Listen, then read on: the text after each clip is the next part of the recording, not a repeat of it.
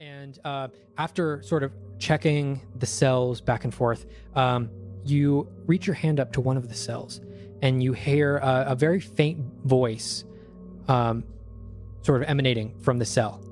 And you hear it say, our light shines upon you. And I bring my hand out and toward the direction of that voice. Her light may have found you, I whisper. And I see it finds you as well. Who are you? I've been enlisted by Belinda and Hollinard. We're here. We're here to get you out of here. Well, I couldn't stop them from getting in trouble as kids, so I guess, what's the change now? Sure. Do you have anything to get this gate open? I might. If, in fact, this is a universal key, which I hope it is.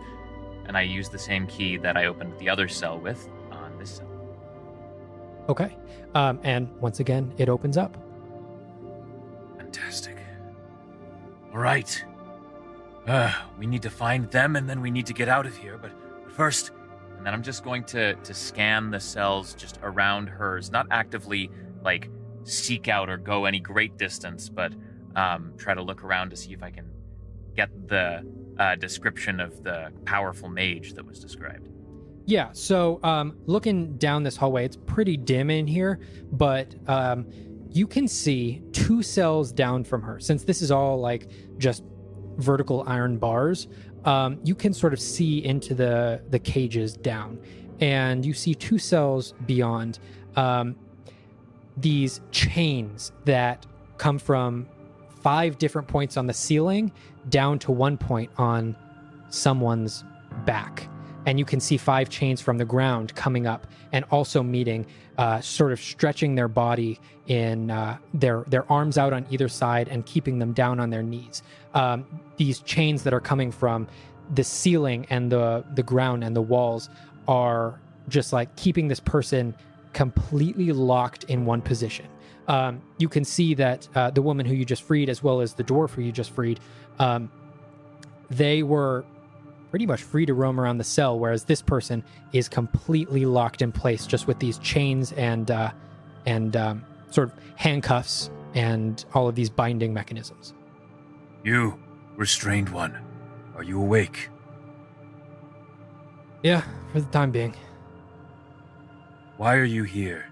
Why are they binding you to such?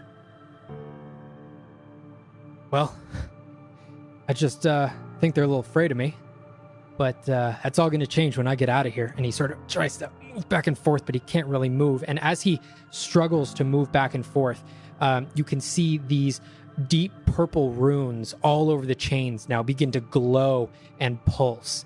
And he's sort of then locked back into place. Magical in nature.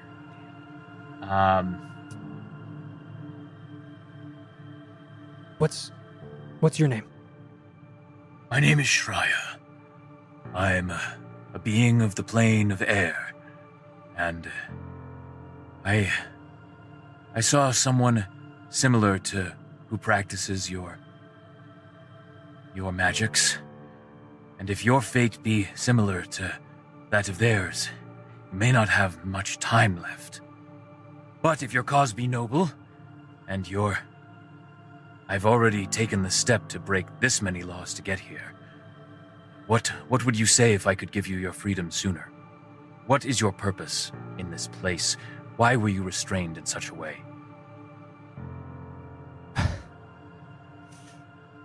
But I was looking for answers that they weren't willing to give me. But I would be the most impressed person in Elbor if you were able to get me out of these. I can't get me out of these. And trust me, that's saying something. And as he looks up to you, he sort of scans you up and down, and you can see this long beard at this point. Looks like unshaven for a long time. Sort of salt and pepper. You can see the long hair on top begin to sort of fold back and drape onto his shoulders. You can see he is sort of wearing a similar purple robe, similar to what you had seen outside. And you can see he's not wearing any shoes as he's chained up here. And he looks you up and down and he says, "Ulfar South, don't you think?" For most of my kind, they would never think of stepping foot in a place like this. Yeah, I've seen a couple come this far south, but man, brave one, aren't you? The time I felt like I didn't have much of a choice. But if we must be on the move, I'm going to see if there's one thing I can do, and if I am able to free you, and no harm will come to me from you, will you tell me more about the questions that you were seeking answers to?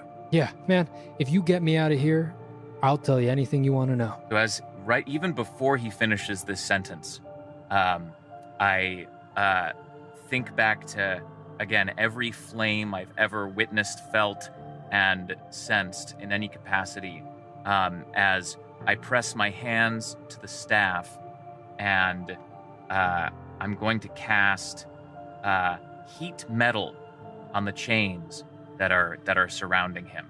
And as an addendum, again, if this works, or even if this spell has any kind of effect, because based on how those chains are glowing, I would imagine they may or may not, I am then going to druid craft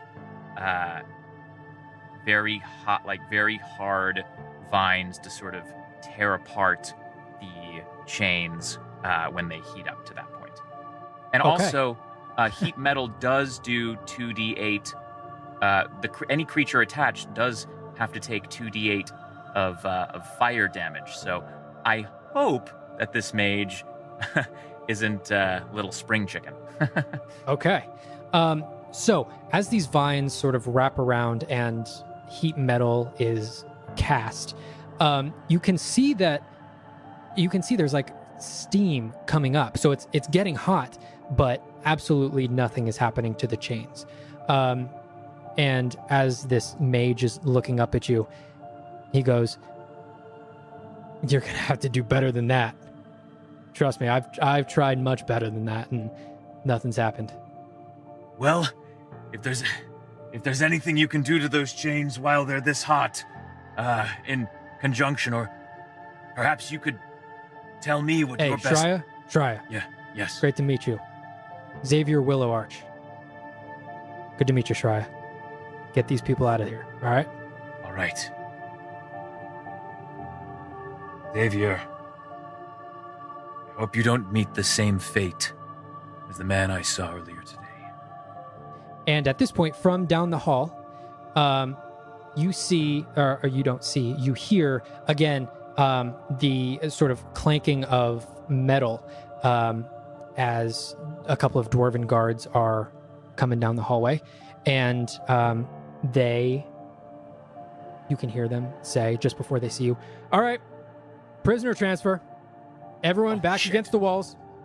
We got, all right, let's see where we, shit. Xavier Willow Arch. All right, come on, we're moving you." And at this point, they're just about to round the corner as you and the rest of the people you're currently with are, I assume, dashing in the other direction. Yes. As at the moment we hear them. Okay. Do